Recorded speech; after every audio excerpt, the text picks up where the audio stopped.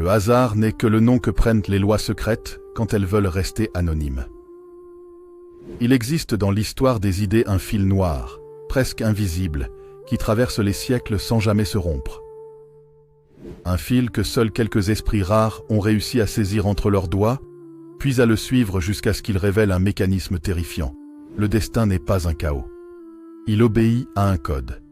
Ceux qui l'ont découvert n'ont jamais vécu longtemps dans la lumière. Certains ont disparu, d'autres ont été effacés. Et un seul, peut-être le plus dangereux de tous, a tenté de le transmettre à travers un livre qu'on croit connaître, mais qu'on n'a jamais vraiment lu. Cet homme, c'est Machiavel. Le grand public l'imagine cynique, manipulateur, obsédé par le pouvoir. Les érudits parlent de stratégie, d'art politique, de contrôle. Mais aucun ne voit ce que ses contemporains craignaient en secret.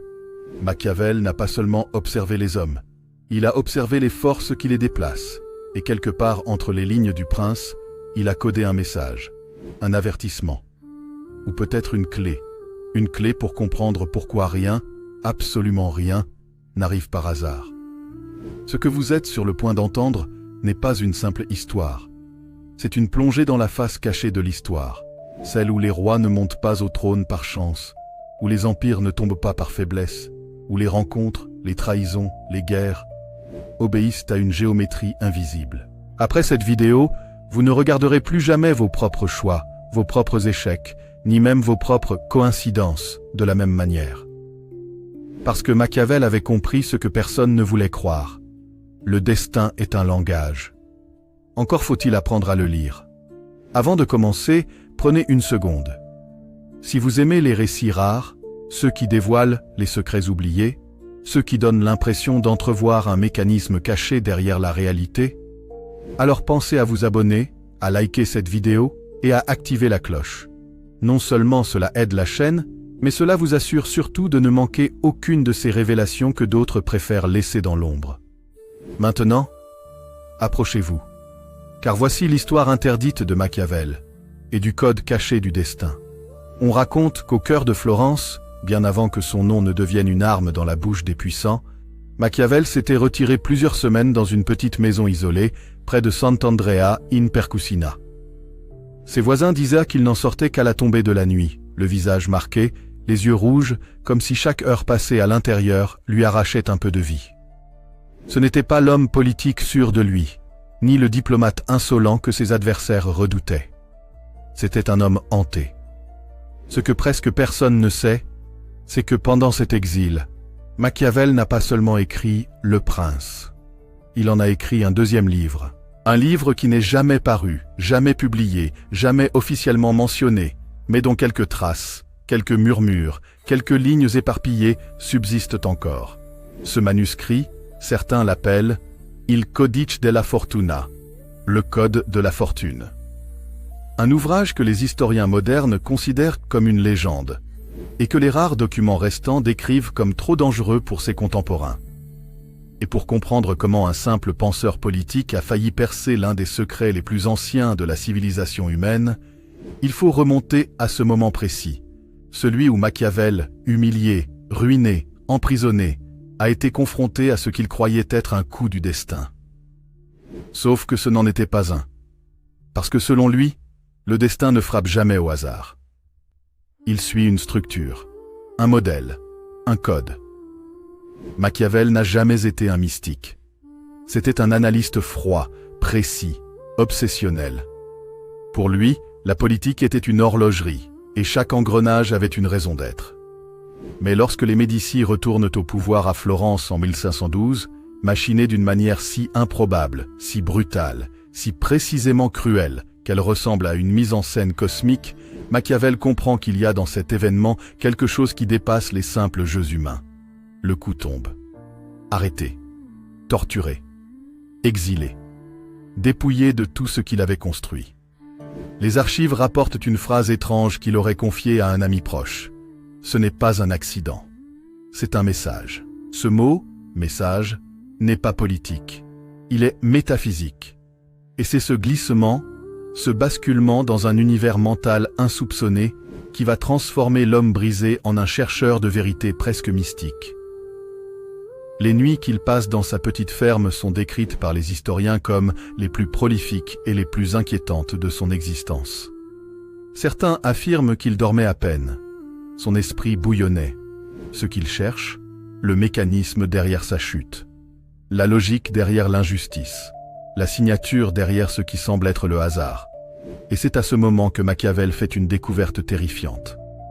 Tout commence par une série de lettres échangées avec son ami Francesco Vettori. Des correspondances qui, à première vue, semblent banales. Discussions politiques, états d'âme, rumeurs de ville. Mais certains chercheurs remarquent que les dates ne collent pas, que certaines lignes sont étrangement formulées, comme si elles cachaient autre chose. L'une des plus troublantes contient cette phrase, que les historiens ont toujours évité de commenter. Les mouvements des hommes suivent la géométrie des puissances invisibles. Il faut apprendre à lire ce qui se joue derrière ce que l'œil perçoit. La géométrie des puissances invisibles. Une expression totalement étrangère au style de Machiavel. Et pourtant, elle apparaît. De plus, dans ses carnets privés, ceux retrouvés bien après sa mort, on découvre des dessins étranges. Diamond, des cercles diamond, des triangles diamond, des lignes qui s'entrecroisent, diamonds, des schémas qui ressemblent presque à des constellations stylisées diamond et des chiffres, inscrits dans des marges comme s'il tentait de créer une cartographie du destin. Le plus mystérieux de ces symboles porte un nom noté en latin, ratio occulta, la mécanique cachée. Un mot qui, à lui seul, pourrait résumer toute l'obsession qui allait donner naissance à son manuscrit disparu. La nuit du 16 janvier 1513, Machiavel vit ce qu'il appellera plus tard la triple conjonction. 3 événements qui, mis bout à bout, n'ont statistiquement aucune chance de se produire simultanément. Et pourtant, ils surviennent à la même heure, presque à la même minute. Un cheval s'effondre dans la rue, sans blessure apparente, comme foudroyé par quelque chose d'invisible. Une lettre survient avec un message étrangement opportun, lui proposant de travailler à nouveau pour Florence, comme si quelqu'un connaissait le timing intérieur de sa détresse. Un étranger apparaît à sa porte, un moine errant venu lui parler du poids des siècles et des lois invisibles qui gouvernent les hommes. Machiavel, rationnel, tente d'abord de balayer l'épisode.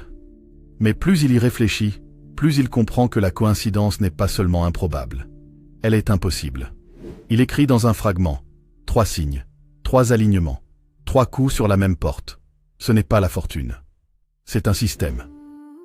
Et c'est à partir de cette nuit que Machiavel commence à formaliser ce qu'il appelle le code. Dans son œuvre, Machiavel parle souvent de fortuna, la fortune. On croit qu'il la décrit comme une force capricieuse. Mais c'est faux. Ses notes privées révèlent une vision complètement différente, presque scientifique. Pour lui, la fortune n'est pas un hasard. C'est une matrice, une structure d'événements interconnectés. Un réseau de causalités invisibles que seuls les initiés peuvent comprendre. Il la compare à une rivière souterraine, profonde, calculable, guidée par des forces mathématiques. Il écrit « L'homme croit choisir ». Mais il se contente de marcher dans les sillons tracés par la mécanique de la fortune. Ce passage, absent des versions imprimées du Prince, est considéré comme l'une des clés du manuscrit disparu. Selon Machiavel, les choix des hommes, les retournements politiques, les trahisons inattendues, les montées au pouvoir, les guerres, et même les rencontres décisives, ne sont pas des fruits du hasard. Ils suivent un modèle récurrent, un algorithme avant l'heure, un langage du destin. Le code, virtu et fortuna ne sont pas ce que vous croyez. Les spécialistes affirment que Machiavel oppose 2 forces, virtu, la volonté, la force personnelle, fortuna, le hasard, la chance. Mais dans ses notes secrètes, Machiavel décrit quelque chose de bien plus complexe. La vertu n'est pas une qualité humaine, c'est un vecteur, un alignement avec le flux du destin, une manière de se synchroniser avec le mouvement caché des événements. La fortuna n'est pas la chance, c'est la structure où circule la vertu. Comme un fleuve qui reçoit un navire, comme une onde qui accueille une vibration. En clair, celui qui comprend la structure peut prédire, influencer, même orienter l'avenir. Et Machiavel veut percer cette structure. Dans une note particulièrement dérangeante, Il écrit « Quand un prince agit au mauvais moment, il échoue. Quand il agit au moment exact où la mécanique s'ouvre, il devient invincible. Tout dépend du rythme invisible. » Le rythme invisible. Encore une expression étrange, presque occulte. Ce n'est plus de politique. C'est de la physique du destin. Et c'est là que Machiavel s'aventure sur un terrain si dangereux que ses contemporains auraient crié à l'hérésie. Il commence à analyser les coïncidences comme des équations. Le tableau des 42 coïncidences. Dans ses carnets, Machiavel répertorie 42 cas de vie humaine où des coïncidences semblent gouverner des tournants majeurs. L'apparition d'un mentor au moment précis où un homme hésite, la maladie d'un rival au moment opportun, le décès d'un dirigeant à un instant favorable, une rencontre improbable dans un lieu abandonné, une amitié née d'un événement banal, un accident évité d'un cheveu, une intuition obsédante surgissant sans raison apparente. Chaque événement est noté, daté, classé. Mais Machiavel ne s'arrête pas là. Il tente de les faire correspondre à des cycles. Et là, le choc. Plusieurs événements apparemment indépendants suivent un rythme de 7 ans ou de 12 ans, des cycles qui ressemblent davantage à des mouvements astronomiques qu'à des caprices humains. Machiavel écrit « Les hommes pensent vivre des événements isolés. Ils vivent des fragments d'un plan répétitif. Un motif qui se répète. Une symétrie. Un code. Et c'est ce code qu'il veut déchiffrer. Le destin n'appartient pas aux dieux. Il appartient à ceux qui savent lire ces mécanismes. Et celui qui lit finit toujours par voir ce qu'il aurait préféré ignorer. Selon certaines sources, ce serait la dernière ligne avant que le texte ne plonge dans des explications cryptées, presque ésotériques, sur la manière dont le destin se structure. Mais avant de s'y aventurer, Machiavel laisse un avertissement. Celui qui cherche le code doit être prêt à en payer le prix, car une fois qu'on comprend, on ne peut plus vivre comme avant. Il existe un détail que peu d'historiens mentionnent, parce que le dire publiquement reviendrait à reconnaître que Machiavel n'était pas seulement un homme d'État ou un théoricien politique. Il était un enquêteur du destin.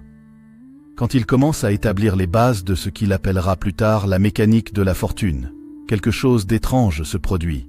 Ses écrits changent. Son style devient plus sombre, plus symbolique, presque initiatique. Comme si quelqu'un, ou quelque chose, lui avait mis sous les yeux un savoir qu'il n'aurait jamais dû toucher. Ce changement brutal ne s'explique pas par son simple exil. Il correspond à un événement majeur, soigneusement effacé des biographies officielles. Machiavel a eu accès pendant plusieurs mois à une série de documents très anciens que peu de Florentins savaient même exister. Et ces documents, aujourd'hui introuvables, contenaient les premières références connues au code du destin. Pour comprendre ce qu'il a découvert, il faut remonter à un endroit précis de Florence, les archives secrètes de Santa Croce. Un lieu dont personne ne parle, parce qu'il ne devait pas exister. Le passage caché de Santa Croce. Au cœur du couvent de Santa Croce, il existe un couloir que seuls les frères les plus anciens connaissaient. Un passage souterrain creusé pendant le Moyen-Âge, dont la fonction officielle était de permettre aux religieux de fuir en cas d'invasion. Mais ce n'était qu'un prétexte, car au bout de ce couloir, derrière une porte en pierre presque invisible, se trouvait une petite salle remplie d'étagères poussiéreuses où étaient entreposés des documents trop sensibles pour être conservés dans les bibliothèques publiques, traités hermétiques, fragments grecs non traduits, chartes astrologiques interdites, rouleaux arabes provenant de Tolède, lettres de philosophes condamnés, et surtout, des manuscrits rédigés par des figures mystérieuses dont les noms ont été effacés des registres, les cartographes du destin. Ce nom, cartographe du destin, n'apparaît nulle part dans l'histoire officielle. Pourtant, Machiavel l'écrit clairement dans ses notes privées. Il connaissait la fortune mieux que les rois ne connaissent leur royaume. Ce sont eux qui ont tracé les premières cartes. Les cartes du mouvement des hommes. Comment Machiavel a-t-il pu avoir accès à ces archives ? C'est ici que l'histoire prend un tournant presque romanesque. Un moine, Giovanni Battista da San Miniato, aurait secrètement sympathisé avec l'auteur du Prince lors d'une soirée politique à Florence. L'homme était fasciné par la manière dont Machiavel observait les événements. Il avait l'impression que Machiavel ne décrivait pas la politique, mais les lois d'un univers caché. Un soir, il lui confie « Vous cherchez le mécanisme. Je peux vous montrer les vestiges de ceux qui l'ont compris avant vous. » Et il lui ouvre les portes du passage secret de Santa Croce. Parmi tous les documents trouvés sous Santa Croce, un seul va bouleverser Machiavel au point de réorienter complètement sa conception du monde. Un rouleau anonyme, sans titre officiel, rédigé en un mélange d'hébreu, de grec ancien et d'italien archaïque. Il portait une illustration étrange, une sorte de spirale entourée de dates et d'événements historiques. Les quelques mots italiens lisibles sur la première page formèrent ce titre, Tavola dei Solci, la table des sillons. Selon Machiavel, ce document décrivait les chemins invisibles que suit la fortune, des sillons dans lesquels les destins individuels viennent s'inscrire, comme une charrue suivant les traces déjà creusées. Le texte expliquait que l'histoire ne se répète pas par hasard, les révolutions suivent des cycles mesurables, les montées et les chutes des dirigeants obéissent à des configurations astronomiques. Les rencontres clés s'alignent comme des constellations, les grandes découvertes surgissent dans des points précis du cycle des siècles. Cette idée, complètement étrangère à la pensée politique classique, bouleversa Machiavel. Il écrivit « L'homme croit inventer son avenir. Il ne fait que découvrir les chemins déjà tracés. » Selon la table des sillons, le destin humain est comparable à une partition musicale. Les individus sont des notes, mais la mélodie existait déjà. Ce que Machiavel comprend alors, c'est que le prince tel que nous le connaissons n'est qu'une fraction de ce qu'il voulait écrire. Le reste appartient au code. Le savoir des cartographes du destin. Qui étaient ces mystérieux cartographes du destin? Les documents trouvés sous Santa Croce en mentionnent plusieurs. Phoroneus, le grec, un astronome philosophique du IIe siècle, obsédé par les cycles historiques. Elazar ben Yitzhak, un kabbaliste qui étudiait la répétition des événements bibliques. Le scribe anonyme de Tolède, probablement un savant musulman réfugié lors des persécutions, et un certain Monsieur D, dont l'identité reste inconnue mais dont les écrits étaient les plus troublants. Ces hommes, vivant à des époques différentes, avaient un point commun. Ils étudiaient les coïncidences récurrentes, non comme des accidents, mais comme des révélations. Ils affirmaient que les événements du monde obéissent à trois grandes forces invisibles que Machiavel note dans ses carnets. 1. Le motus, le mouvement primaire. Le flux général de l'histoire. Les courants profondes qui poussent les peuples, les idées, les civilisations. 2. L'ordo, l'ordre caché. La structure, le fameux code, qui organise les événements en motifs. 3. L'occasio, l'instant fissuré. Le moment où un individu peut s'introduire dans le mécanisme et influencer le cours du destin. Selon ces savants, chaque grand personnage de l'histoire n'a réussi que parce qu'il a su reconnaître un instant fissuré. Une porte, un alignement, un accident prévu dans le tissu du réel. Machiavel recopie mot pour mot une phrase tirée du manuscrit. Celui qui comprend le motus peut voir venir les royaumes. Celui qui comprend l'ordo peut prédire les événements. Mais celui qui saisit l'occasio peut changer ce qui devait être. Et c'est cette dernière idée qui obsède Machiavel. Le pouvoir de changer ce qui semblait inévitable.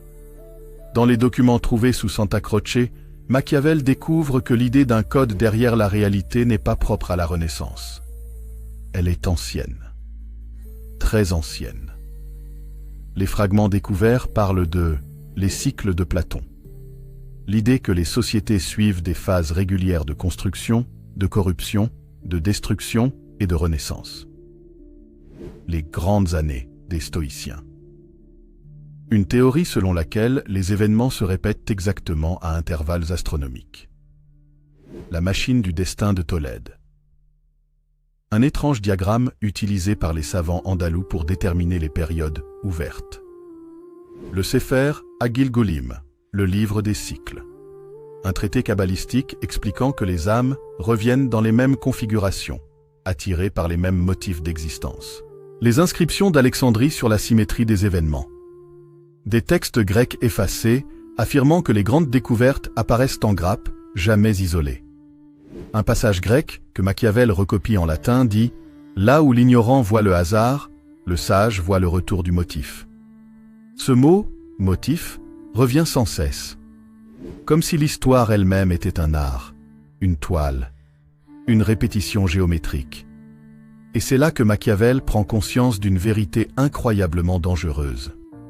Si l'histoire suit des motifs, alors ceux qui les comprennent peuvent prédire les événements. Et pire encore, ils peuvent les provoquer. C'est cette idée qui va transformer l'exilé amer en un génie visionnaire. L'événement qui provoque la révélation. Un soir, alors qu'il étudie la table des sillons à la lumière d'une chandelle, Machiavel remarque une coïncidence frappante. La chute des grandes familles italiennes, sur plusieurs siècles, suit un cycle de 52 ans. Il recoupe ensuite les Médicis, les Sforza, les Visconti, les Borgia, les Orsini. Et dans presque tous les cas, un événement majeur se produit à 52 ans d'intervalle. Une mort, une guerre, une trahison, un retournement de fortune. Machiavel écrit « Le destin ne détruit jamais un royaume par improvisation. Il le fait par résonance. Le cycle des 52 années est la respiration du pouvoir. » Cette découverte le bouleverse, parce que son propre exil se produit exactement 52 ans après un événement similaire dans la République florentine. Il comprend alors quelque chose qui le terrifie. Sa chute n'était pas un accident. Elle était prévue par le cycle.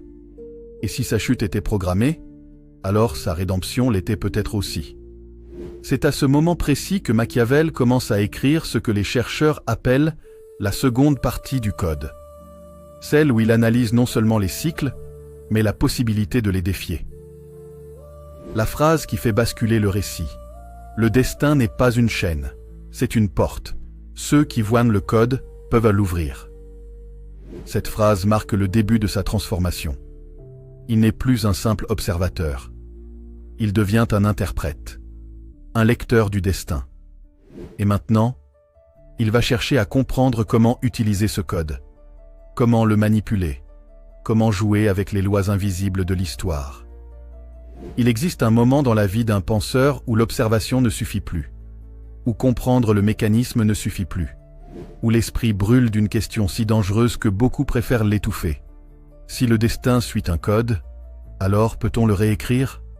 C'est ce qui arrive à Machiavel, et cela se produit non pas lorsqu'il étudie les cycles de l'histoire, ni lorsqu'il découvre les archives perdues des cartographes du destin, mais lorsqu'il réalise que sa propre vie suit ce code.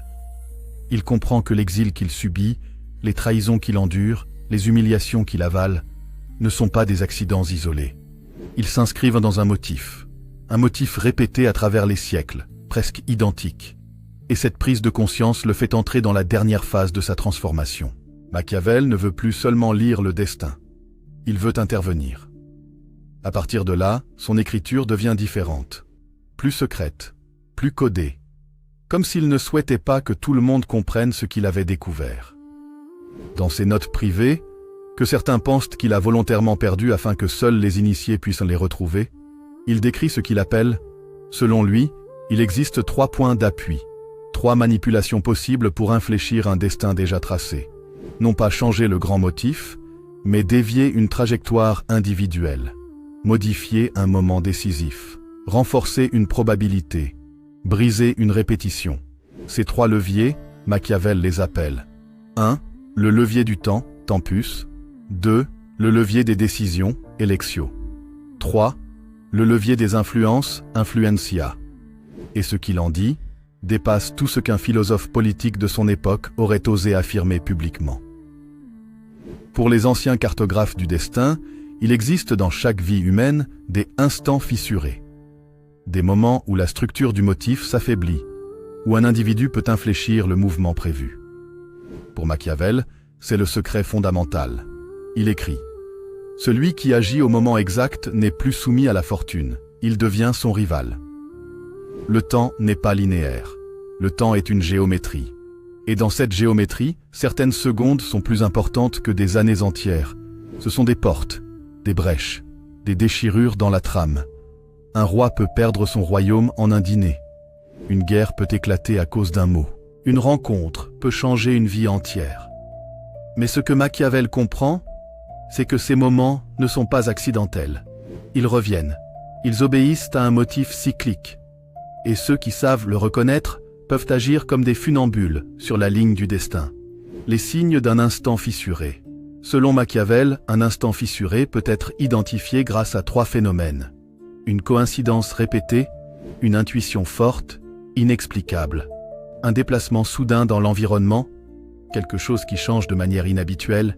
Il écrit « Le corps pressent ce que l'esprit ignore. La fortune frappe toujours 3 fois avant d'ouvrir la porte. » Plus étonnant encore, il affirme que tout individu reçoit ces signaux plusieurs fois dans une vie, mais qu'ils passent inaperçus pour la plupart des gens. Seuls ceux qui ont appris à lire le code peuvent les reconnaître. Le choc machiavélien Machiavel va même plus loin. Il affirme que les grands hommes, César, Hannibal, Alexandre, Lorenzo de Médicis, n'ont pas triomphé par génie pur. Ils ont triomphé parce qu'ils ont su entrer dans l'instant fissuré. Et il l'écrit sans détour. Les hommes croient aux héros. Moi, je crois aux instants. Le héros n'est que celui qui les voit. Cette vision renverse toute la pensée occidentale sur le destin. Le héros n'est plus un être exceptionnel. C'est un être attentif. Ce n'est pas la force qui crée l'opportunité. C'est l'opportunité qui attend la force. Le deuxième levier est encore plus surprenant. Machiavel affirme que les décisions humaines ne naissent pas de la liberté comme on le croit, mais de 3 racines. La peur, le désir, le motif, le code caché. Dans ses écrits secrets, il dit « Le choix est rarement libre, mais il peut devenir une arme ». Pour lui, la clé est simple et terrifiante à la fois. Une décision n'a de pouvoir que si elle brise un motif répété. Il appelle cela la scelta innaturale, le choix contre soi, c'est-à-dire le choix que l'individu n'aurait jamais fait d'habitude. Celui qui casse une répétition, celui qui surprend le destin lui-même. Machiavel écrit « La fortune déteste l'irrégularité. Celui qui agit contre son habitude se retire de son regard. » Autrement dit, le destin ne peut prédire qu'un homme prévisible, ce qui correspond exactement à ce que les cartographes du destin disaient déjà. Le motif ne peut anticiper que ce qui est répétitif. Ainsi, changer son destin revient à casser son propre rythme, refuser l'option logique, choisir ce qui semble contraire à son caractère, agir dans le contre-moment, prendre la décision la moins probable. Ce levier est l'arme la plus directe contre le motif. Et Machiavel en donne même une règle d'or. Quand tout en moi veut aller à gauche, je vais à droite. Et le destin perd ma trace. Une phrase digne d'un espion, d'un rebelle, d'un homme qui refuse le rôle qu'on a écrit pour lui. Le troisième levier est le plus dangereux de tous. C'est celui qui se rapproche le plus de ce que les religions appellent miracle, ce que les occultistes appellent magie, ce que les scientifiques appellent hasard statistique. Machiavel écrit que la réalité possède des points faibles, des lieux d'influence, qui permettent d'attirer ou de repousser des événements. Il décrit 3 types d'influence. Machiavel avait compris ce que les anciens savaient depuis toujours. Les symboles influencent les foules, et les foules influencent le destin. Un changement de mot, un emblème, une rumeur, peut déplacer le futur comme un vent invisible pousse un navire. Il note « Celui qui change un symbole change un royaume ». Ce principe explique pourquoi les rois choisissaient leurs armoiries avec tant de soin. Pourquoi les religions utilisent des images puissantes. Pourquoi certaines phrases traversent les siècles. Les symboles sont des déclencheurs, des leviers. Selon Machiavel, certaines personnes ne sont pas des individus, mais des vecteurs, des aiguillages du destin, des intersections. Il écrit « Il existe des gens qui n'apportent rien, mais qui déplacent tout. » Ces personnes, qu'il appelle inaudits, les nœuds, possèdent un pouvoir étrange. Lorsqu'elles entrent dans votre vie, des événements se déchaînent. Rencontres, opportunités, chutes, révélations. Elles sont des catalyseurs, et leur présence ou leur absence peut transformer le futur. Le troisième type d'influence est le plus méconnu. Machiavel écrit qu'il existe des endroits où le destin circule plus intensément. Les marchés, les ponts, les escaliers, les carrefours, les frontières, les villes portuaires, les anciennes forteresses. Il affirme que certains lieux sont des amplificateurs. que les décisions prises dans ces endroits résonnent plus fort dans la trame du destin. Une théorie que l'on retrouve, étonnamment, dans les traditions grecques, juives, arabes et celtes. Ce que Machiavel comprend, c'est que ces trois leviers doivent être utilisés ensemble pour produire un véritable effet. Il écrit « Celui qui voit l'instant, choisit contre lui-même et actionne un symbole, peut détourner un fleuve. » Et là, Machiavel raconte une anecdote incroyable, passée sous silence dans toutes les biographies officielles. Il affirme avoir modifié son propre destin une fois, une seule, mais suffisamment pour comprendre que le code fonctionne. Un jour, un messager devait venir lui annoncer une nouvelle terrible. Une nouvelle qui aurait mis fin à sa vie politique définitivement. Seulement, ce jour-là, alors que tout en lui le poussait à rester chez lui, il décide de sortir. Un choix irrationnel, illogique, contraire à ses habitudes. Il se rend dans un endroit où il n'allait jamais, le vieux pont de Carraia. Et c'est là qu'il rencontre un homme qu'il ne connaissait pas. Un homme qui avait une influence immense à Florence. Et qui, par un simple échange, change la perception qu'on avait de Machiavel. Ce micro-événement, cette décision irrationnelle, ce lieu symbolique, modifie sa trajectoire. Il conclut. J'ai vu le motif se déchirer. J'ai compris que la fortune peut être blessée. Il existe des révélations qui n'arrivent jamais d'un seul coup. Elles tombent en fragments, en intuitions, en fissures qui s'élargissent avec le temps. Pour Machiavel, la nuit où il avait découvert ce qu'il appelait la géométrie invisible, la fissure s'était ouverte. Mais dans les années qui suivirent, cette fissure devint une brèche, puis un gouffre. Un gouffre qui mena directement au cœur du plus ancien mystère humain. Le destin peut-il réellement être codé, compris, et peut-être manipulé? C'est dans les derniers écrits de Machiavel, ceux que personne ne lit, ceux qu'il ne voulait pas publier, que se trouve la clé finale. Et cette partie vous révèle ce qu'il a véritablement laissé derrière lui. Les historiens racontent que Le Prince est un manuel politique, que Machiavel voulait simplement conseiller les dirigeants. Mais si l'on relit le texte avec une autre grille de lecture, celle qu'il utilisait en secret, alors les chapitres prennent une toute autre couleur.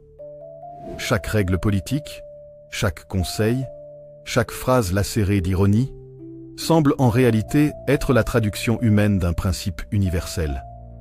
Par exemple, quand Machiavel parle de saisir les occasions favorables dès qu'elles surgissent, ce n'est pas un conseil pragmatique, c'est une allusion à une structure mathématique qu'il observait dans les cycles du pouvoir. Lorsqu'il explique qu'un dirigeant doit parfois être renard et parfois lion, il ne parle pas de duplicité, mais de deux corridors énergétiques du destin, deux manières opposées d'avancer dans le flux des événements. Et quand il décrit la fortune comme une femme impétueuse qu'il faut battre et malmener, ce n'est pas une provocation, c'est la manière cryptée dont il désigne une loi cosmique qu'il a identifiée, la loi du déséquilibre volontaire. Cette loi dit ceci: le destin ne favorise pas les justes. Il favorise les audacieux, car l'audace crée un mouvement qui force les lignes invisibles à se reconfigurer. C'est l'une des découvertes les plus dérangeantes de Machiavel. Le destin n'est pas une route tracée, c'est une surface déformable. Cette idée, pourtant, n'a jamais été enseignée. Elle changeait trop de choses. Elle donnait trop de pouvoir à ceux qui n'auraient jamais dû en avoir. Dans un carnet retrouvé bien après sa mort, un document rayé, barré, presque illisible, Machiavel note une série de schémas étranges. Des cercles, des flèches, des points, des courbes qui se croisent. Le titre inscrit en haut de la page « Harmonies internes du cours des choses ». Pour les érudits, ce n'est qu'un délire tardif. Mais si l'on superpose ces schémas aux événements qu'il commentait dans ses écrits, on comprend ce qu'il essayait de montrer. Les révolutions éclatent à intervalles réguliers. Les trahisons suivent des cycles de maturation. Les périodes de prospérité correspondent toujours à des nœuds d'ordre. Et chaque période de chaos commence par un même type d'acteur, toujours minoritaire, toujours imprévisible. Machiavel avait compris que l'histoire n'était pas linéaire. Elle était orbitale. Les événements reviennent, les comportements se répètent, les erreurs se réincarnent. Mais surtout, Certaines personnes naissent toujours au bon moment, toujours à l'endroit exact où une fracture doit s'ouvrir. Pour lui, c'était la preuve ultime que le destin n'était pas seulement une suite de causes et d'effets. C'était un système, semi-conscient, cherchant toujours un équilibre. Et pour atteindre cet équilibre, il plaçait certains individus à des points précis du temps. Ces individus, Machiavel les appelle inodi, les nœuds humains. Ce sont des hommes et des femmes qui provoquent, accélèrent ou ralentissent les mouvements historiques. Et si tout cela vous semble abstrait, attendez la suite, car il a identifié exactement comment ces nœuds apparaissent. C'est dans une lettre à Francesco Vettori que Machiavel glisse, sans s'en apercevoir, la clé principale. Il y parle de 3 signes qui annoncent l'arrivée d'un changement majeur dans la destinée d'un homme ou d'un peuple. Ces 3 signes, il les appelle i tre movimenti. Ils sont si précis qu'ils donnent presque l'impression d'un protocole universel. Voici ce qu'il dit. 1. Le premier déclencheur, la fracture. Il survient toujours par un événement apparemment banal, une rencontre inattendue, une perte, une humiliation, un déplacement géographique, un conflit mineur. Pour Machiavel, ces fractures ne sont pas de simples coïncidences. Elles sont le signal que le destin commence à modifier sa trajectoire. La fracture est comme un coup de gong invisible. Le son résonne dans la vie de quelqu'un et tout ce qui suit se réorganise autour. 2. Le deuxième déclencheur, l'injonction. Il se manifeste par une intuition irrationnelle et pressante. Faire quelque chose, quitter quelque chose, parler à quelqu'un, se retirer, avancer, attaquer, créer, se reconstruire. Machiavel note, l'injonction ne vient ni de l'esprit ni du cœur. Elle vient du mouvement même des choses. C'est un moment où l'individu sent, sans comprendre, qu'un chemin s'ouvre ou se ferme. 3. Le troisième déclencheur, la synchronicité ciblée. C'est le plus troublant. Il se produit lorsqu'un événement, une information, une personne ou une opportunité surgit exactement au moment où l'individu a ressenti l'injonction. Si la fracture ouvre la brèche et l'injonction met en marche, alors la synchronicité fournit le pont. Machiavel précise, celui qui voit les 3 mouvements n'est plus un homme. Il devient un artisan du cours des choses. Et selon lui, très peu de personnes remarquent ces 3 déclencheurs. La plupart les ignorent. C'est pourquoi ils pensent que leur vie est dirigée par le hasard. Alors qu'en réalité, le hasard n'est qu'un message que personne ne lit. Dans ces derniers mois, Machiavel a rédigé une série de pages troublantes. Personne ne les a publiées. Elles ont été retrouvées plus tard, dans une boîte en bois gravée d'un serpent. Dans ces pages, il affirme « Le destin ne se déroule pas devant nous, il se déploie en nous ». Plus il avançait dans ses recherches, plus il comprenait que le destin n'était pas une force extérieure. C'était un écho, un reflet, une résonance. Selon lui, le destin fonctionne comme un miroir déformant. Il reflète nos intentions, mais les grossit. Il reflète nos peurs, mais les projette. Il reflète nos choix, mais les amplifie ou les détourne selon leur cohérence avec les cycles en cours. Ce qu'il écrit ensuite est encore plus dérangeant. Le destin ne juge pas, il répond. Autrement dit, il n'existe pas de bonne ou mauvaise destinée. Il n'y a que des réponses plus ou moins cohérentes avec ce que nous projetons, consciemment ou non. C'est là que Machiavel abandonne totalement la politique et devient presque mystique. Car il conclut, lorsque l'homme comprend que le destin répond à sa propre vibration, alors les coïncidences cessent d'être des miracles. Elles deviennent de la grammaire. Machiavel appelle cela le langage de la fortune. Et voici ce qu'il dit à son sujet. Selon lui, la fortune, cette force invisible que l'on traduit souvent par chance, n'est pas aléatoire. Elle suit 3 règles. Règle 1. La fortune favorise le mouvement. Toute action cohérente crée une déformation dans le tissu des événements. Cette déformation attire de nouvelles opportunités. Le destin est attiré par ceux qui bougent. Règle 2. La fortune s'effondre devant la clarté. Plus une intention est précise, plus le destin se structure autour d'elle. Ce n'est pas une croyance ésotérique. Pour Machiavel, c'est un mécanisme logique. Une intention claire réduit les bifurcations possibles et oriente mécaniquement les synchronicités. Règle 3. La fortune nourrit l'audace disciplinée. Pas l'impulsivité, pas la témérité. L'audace disciplinée. L'audace qui sait où elle va. L'audace qui observe. L'audace qui comprend le moment. C'est cette forme d'audace qui peut, littéralement, forcer un destin à changer de forme. Dans la dernière nuit de sa vie, il aurait murmuré à son neveu « L'homme qui connaît le code n'est jamais perdu ». Ce neveu, Francesco Nelli, a pris soin de conserver plusieurs manuscrits. Certains furent brûlés, d'autres cachés. Mais quelques fragments ont survécu dans les marges de ses correspondances. C'est grâce à eux que nous savons que Machiavel ne croyait pas au hasard, pas une seconde. Ce qu'il voyait, c'était des cycles, des retours, des répétitions, des nœuds humains, des corridors invisibles, des schémas orbitaux, des points d'inflexion. Et surtout, le code caché du destin, celui qu'il avait passé sa vie à observer sans jamais oser l'avouer. Ce code n'était pas censé être découvert. Trop dangereux, trop puissant, trop facile à déformer. Mais il existe. Et il se résume à une idée simple. Le destin n'est pas écrit. Il est organisé. Et celui qui comprend l'organisation peut réécrire sa propre trajectoire. Il y a des récits qui se referment comme un livre qu'on repose sur une étagère. Et il y en a d'autres qui restent ouverts dans l'esprit, qui continuent de vibrer longtemps après la dernière phrase. L'histoire que nous venons de traverser ensemble, celle du code caché du destin selon Machiavel, fait partie de celles qui laissent une empreinte. Non pas parce qu'elle révèle des secrets interdits, mais parce qu'elle rappelle une vérité que chacun de nous a ressentie au moins une fois dans sa vie. Rien n'arrive vraiment par hasard. Nous avons tous vécu ces moments où un événement arrive au moment exact où il fallait, où une rencontre change une trajectoire, où une perte ouvre un chemin, où une intuition nous pousse sans raison apparente.